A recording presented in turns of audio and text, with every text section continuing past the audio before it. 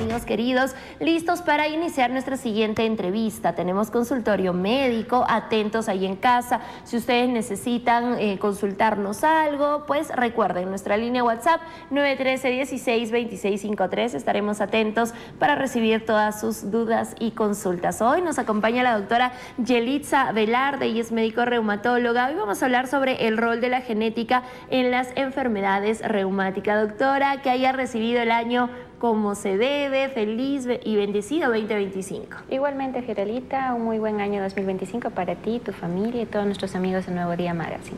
Gracias por acompañarnos, doctora. Hoy con un importante tema, el rol de la genética en las enfermedades reumáticas, ¿no? Estas enfermedades que van atacando a diferentes pacientes y conocer nuestra historia también genética familiar. Claro. La genética cumple un rol en casi todas las enfermedades reumáticas. Tiene un papel desde la osteoporosis hasta el lupus, que es mucho más complejo. Entonces, hay que conocer bien un poquito nuestros parientes, como dices tú, y las enfermedades que pueden tener para ver si tenemos algún riesgo. Así es, qué importante es saber, ¿no? ¿Qué pasó con mamá? ¿Qué pasó con papá? ¿Hasta qué grado, doctora, se puede, por así decirlo, heredar este tipo de enfermedades? No se habla de herencia, porque herencia es que sí o sí una enfermedad se pasa de un familiar a otro familiar. No es regla. No es reglamentario. Se habla de riesgo y de factores genéticos, aproximadamente hasta el tercer grado de relación. Tercer grado, estamos hablando hasta los primitos, el abuelito, el bisabuelito, si tuvo alguna enfermedad reumática, empieza a haber más riesgo de enfermedades reumáticas.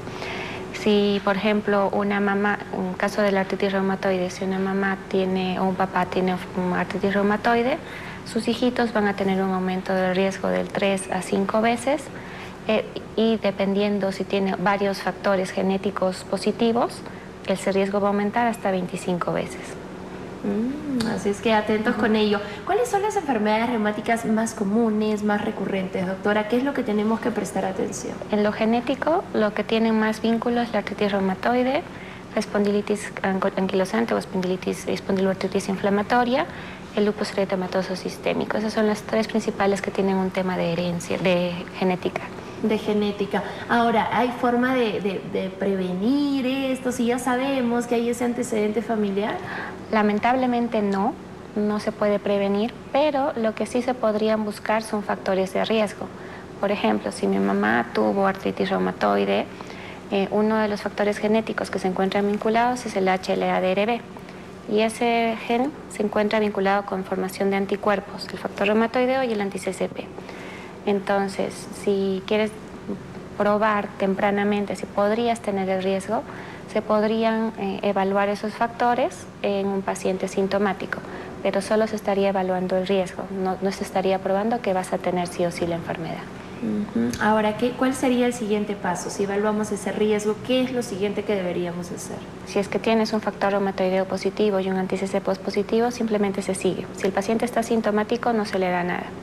Si en algún momento empieza a presentar dolor articular, artralgias, lo que se haría sería verificar si hay una inflamación.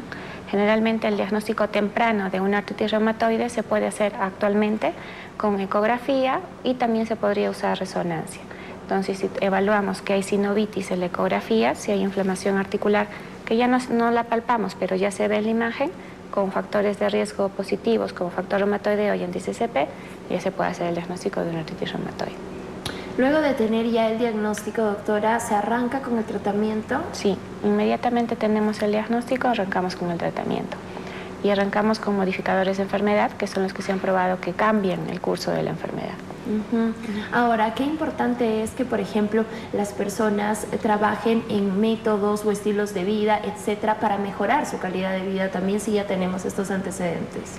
Es importante, o sea, todas las enfermedades autoinmunes tienen algún factor genético, pero ese factor genético tiene que despertar. Y uno de los factores que los despiertan son los factores proinflamatorios, como una dieta no saludable, ¿no? Una dieta rica en chatarra, rica en sal, rica en grasas, todos esos son factores proinflamatorios, las grasas malas, como para despertar un gen. Entonces, eso hay que cuidar. El ejercicio físico es al revés. El ejercicio físico nos da factores antiinflamatorios, nos da factores protectores, como para que no despierte la enfermedad. Entonces es importante siempre mantener un buen estilo de vida si ya tenemos factores de riesgo genéticos, sí, definitivamente. Exacto, eso es importante, ¿no? Tener buenos estilos de vida, buenos hábitos también. Muchas veces solitos, sin ninguna prescripción médica, imposibilitamos de hacer deportes, por ejemplo. No decimos, ay no, porque tengo esta, no sé, pues, ¿no? Esta historia familiar, no puedo hacer deporte por esto, por el otro, pero entender de que el deporte siempre va a ser beneficioso, doctora. Sí, el ejercicio físico es importante en todas las enfermedades reumáticas. Y otra parte que tienen que tener en cuenta en el estilo de vida que me había olvidado es el tabaco y el alcohol. El tabaco es un gran despertador de las enfermedades autoinmunes y el alcohol también, pero mucho más el tabaco. Hay que tener mucha restricción en ese factor. Ojo con esos vicios, ¿no? Que van llegando a nuestras vidas y lo único que hacen es complicar, y más aún si es que tenemos esta posibilidad, pues, ¿no? Dentro de nuestra genética familiar. ¿Qué detalles más deberíamos de considerar, doctora?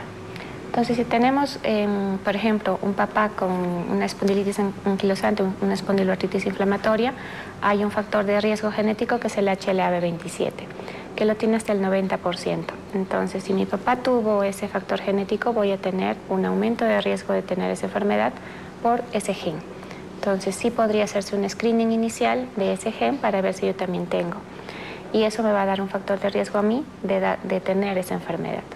Igual, en ciertas enfermedades, como el BSET, por ejemplo, hay otro factor genético que se relaciona con esa enfermedad. Si tenemos un familiar cercano que tiene una enfermedad autoinmune y nosotros queremos saber si tenemos ese factor de riesgo, podemos hacer ciertos análisis para conocer si tenemos ese riesgo y en base a eso evaluar durante el tiempo si tenemos alguna manifestación en relación a esa enfermedad.